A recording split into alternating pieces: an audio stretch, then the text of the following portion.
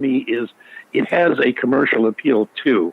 This is something that I see being able to be commercially viable and, ultimately getting the radio plays and the sales, which of course is always nice. Now, we only have about a minute left.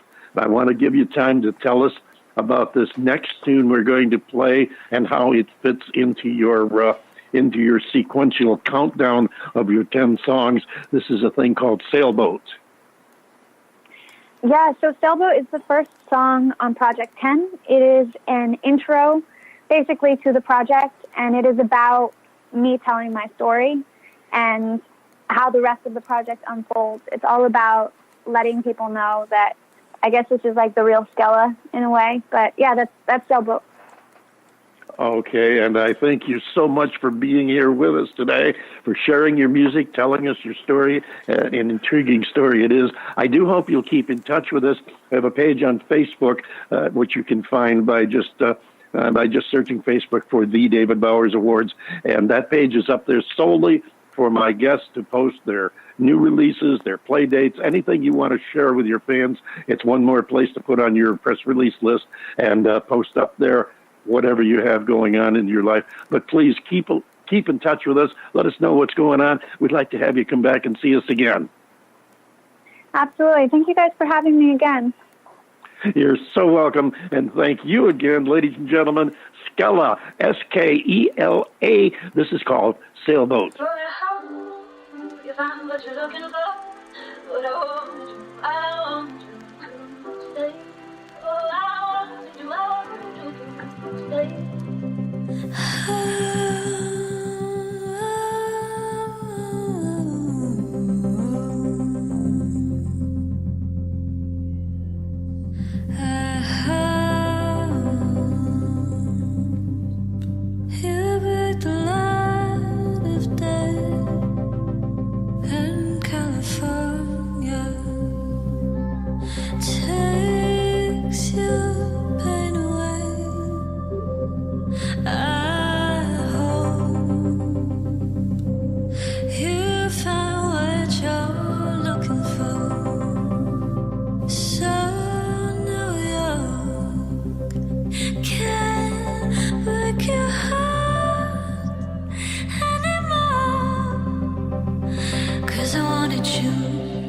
I wanted you to stay. Please make no mistake, though I was too cowardice to say. And though you cannot hear it now, I hope you hear it somehow. Though you cannot hear it now, I hope you hear it, hear it. Through the satellite and the radio, when you're sitting on the airplane all alone, on the sailboat with my name, and you're wondering why I don't look the same. Just know that I wanted you to stay. Just know that I wanted you to stay. I hope you hear it. I hope you hear it. I hope you hear it. Through the satellite and the radio, when you're sitting on the airplane all alone, on the sailboat with my name, and you're wondering why I don't look the same. Just know that I wanted you to stay. Just know that I wanted you to stay. I hope you hear it. I hope you hear it. I hope you hear it. Through the satellite and the radio. Skela and Sailboat from her 10-album countdown that she's put together. I think you're going to be hearing a lot more from Skela. You heard her right here on the David Bowers Awards. Don't forget to tweet your comments on Twitter. Hashtag TDBA is in the David Bowers Awards. Our next guest is standing by, and he's got a lot to talk about, too, so we're going to bring him on right now. This is Mr. Dan Lawson, the blues guitarist, and a thing called Minor Issue.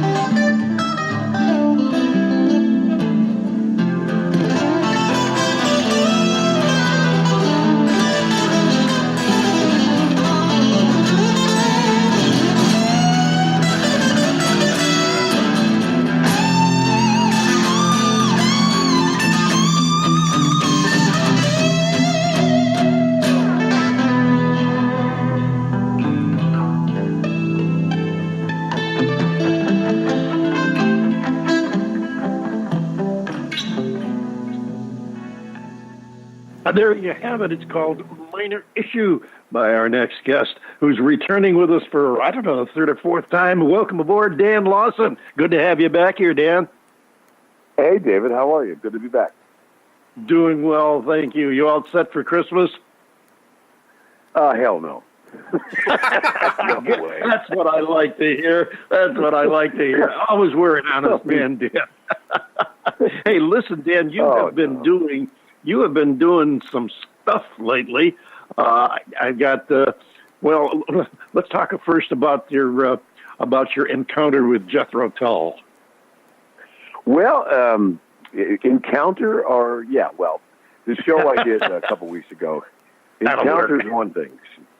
No, I opened for Martin Barr, the original guitarist with Jethro Tull. Right.